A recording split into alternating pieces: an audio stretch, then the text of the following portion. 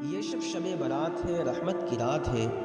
بخشش کی آج شام ہے، برکت کی رات ہے۔ شعبان المعظم کی 15ویں رات شب برات ہے، جس کو لیلۃ البرکہ، لیلۃ الرحمہ اور لیلۃ المبارکہ کے نام سے بھی جانا جاتا ہے۔ پروردگار عالم نے شب برات کو بڑی فضیلت عطا فرمائی ہیں۔ مولا تعالیٰ شب برات میں بے شمار رحمتوں اور برکتوں کو نازل فرماتا ہے، اور ہادی سبل افضل الانبیاء و رسول حضور صلی اللہ تعالیٰ علیہ وسلم نے ماہ شعبان کی 15ویں رات یعنی شب برات میں عبادت، توبہ اور استغفار اور تلاوت قرآن پاک کی بڑی تاکید فرمائی، اور 15ویں شعبان روزہ رکھنے کی بڑی فضیلتیں بیان فرمائی ہیں۔ اس مہینے میں اگر کسی کو ایک روزہ رکھنا ہو تو وہ 15 شعبان کا روزہ رکھے، کسی کو 2 روزے رکھنے ہوں تو وہ 14 اور 15 کا روزہ رکھے، اور کسی کو 3 روزے رکھنے ہوں تو وہ 13، 14 اور 15 تاریخ کا روزہ رکھے۔ پیران پیر، پیر دستگیر غوث اعظم رضی اللہ تعالی عنہ اپنی کتاب غنیۃ الطالبین میں فرماتے ہیں، جس طرح مسلمانوں کی 2 عیدیں ہیں، عید الفطر اور عید الاضحیٰ، اسی طرح فرشتوں کی بھی 2 عیدیں ہوتی ہیں، ایک شب قدر اور دوسری شب برات۔ احادیث میں شب برات کا بڑا ذکر ہے اور بڑی فضیلت بیان کی گئی ہے۔ آج بعض لوگ کہتے ہیں کہ آج کی رات عبادت کرنے کی کوئی فضیلت نہیں ہے، کوئی آج کی رات کی خاصیت نہیں ہے۔ وہ سنیں، سیاہ ستہ میں شامل ایک کتاب ہے سنن ابن ماجہ، جو حدیث کی 6 کتابوں میں شامل ہے، اسی کی حدیث ہے، حدیث نمبر 1388۔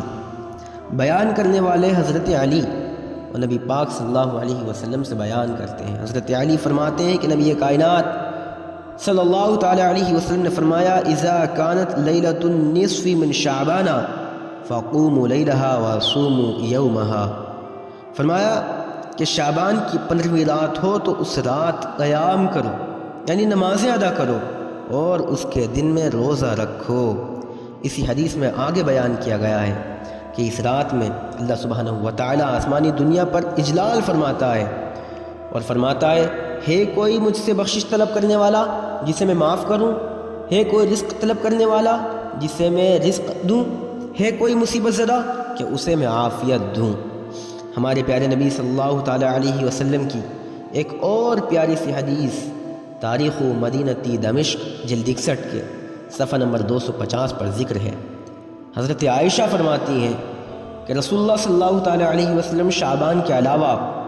کسی مہینے میں اتنی کثرت سے نفل روزے نہیں رکھتے تھے، اور وجہ کیا بیان فرمائی؟ حضرت عائشہ فرماتی ہیں اس لیے کہ اس مہینے میں جینے مرنے اور حج کرنے والوں کی فہرست تیار ہوتی ہے، اور ہمارے پیارے نبی صلی اللہ تعالی علیہ وسلم اس رات میں رب کی بارگاہ میں بڑی دعائیں فرماتے تھے، نمازیں ادا کرتے، قبرستان تشریف لے جاتے اور امت کے لیے دعائیں کرتے، دن میں روزہ رکھا کرتے تھے۔ اور بھی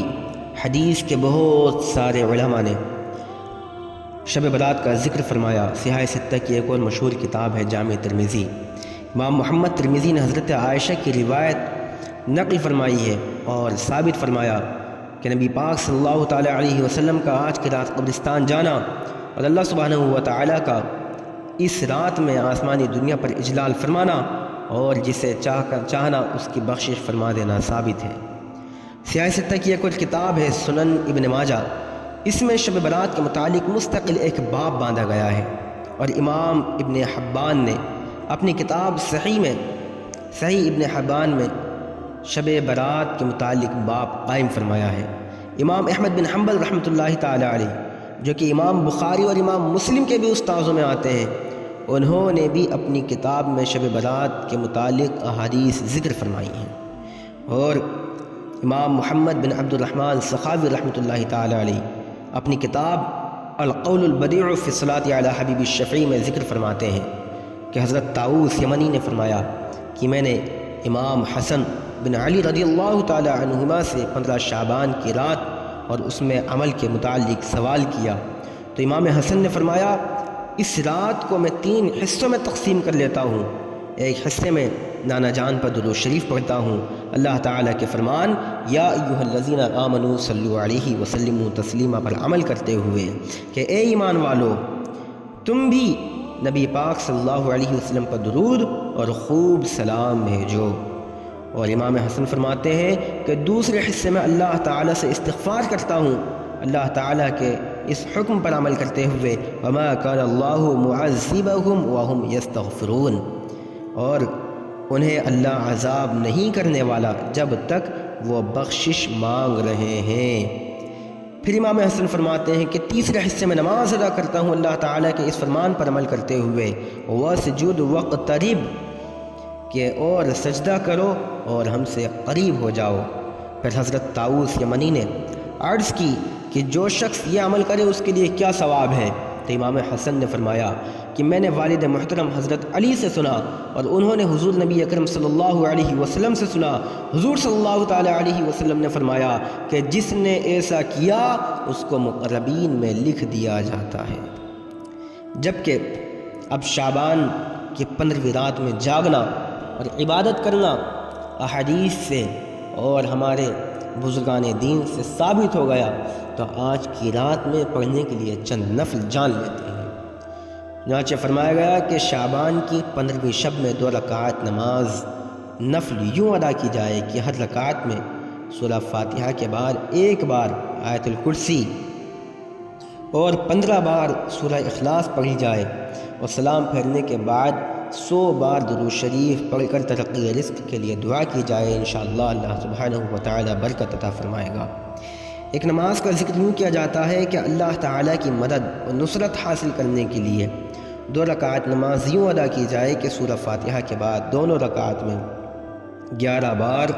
سورہ اخلاص پڑھی جائے، انشاءاللہ تبارک و تعالی اللہ سبحانہ و تعالی حاجت پوری فرمائے گا۔ جو چاہیں وہ صلاۃ التسبیح بھی آج کی رات میں پڑھ سکتے ہیں۔ طریقہ صلاۃ التسبیح کا یہ ہے کہ نیت باندھ کر ثنا پڑھیں، اور ثنا پڑھنے کے بعد 15 بار سبحان اللہ والحمدللہ ولا الہ الا اللہ واللہ اکبر پڑھیں۔ پھر اعوذ باللہ بسم اللہ پڑھ کر سورہ فاتحہ کے ساتھ کوئی سورت ملا لیں، اور پھر 10 بار اسی تسبیح کو دہرائیں۔ پھر رکوع میں جائیں، رکوع میں سبحان ربی العظیم کے بعد 10 بار تسبیح پڑھیں، رکوع سے کھڑے ہوں سمیع اللہ لمن حمیدہ کہتے ہوئے، پھر 10 بار اسی تسبیح کو دہرائیں۔ پھر سجدے میں جائیں، سجدے میں سبحان ربی الاعلیٰ کے بعد 10 بار اسی تسبیح کو دہرائیں، سجدے سے سر اٹھائیں، پھر 10 بار اسی تسبیح کو پڑھیں، دوسرے سجدے میں جائیں، پھر سبحان ربی الاعلیٰ کے بعد 10 بار اسی تسبیح کو پڑھیں۔ یہ ایک رکعت مکمل ہوئی۔ پھر جب دوسری رکعت کے لیے کھڑے ہوں تو دوسری رکعت میں سورہ فاتحہ اور سورت ملانے سے پہلے 15 بار تسبیح پڑھیں، اور باقی اسی طریقے سے تیسری اور چوتھی رکعت بھی ادا کی جائے۔ اللہ سبحانہ و تعالیٰ سے دعا ہے کہ وہ ہم تمام کو اس رات میں زیادہ سے زیادہ عمل کی توفیق عطا فرمائے، ہماری مغفرت فرمائے، اور شر پسندوں سے، ایسے شیطانوں سے جو کہ عبادت سے روکتے ہیں اور اللہ اور رسول کے طریقے سے روکتے ہیں، ہم تمام کی حفاظت فرمائے۔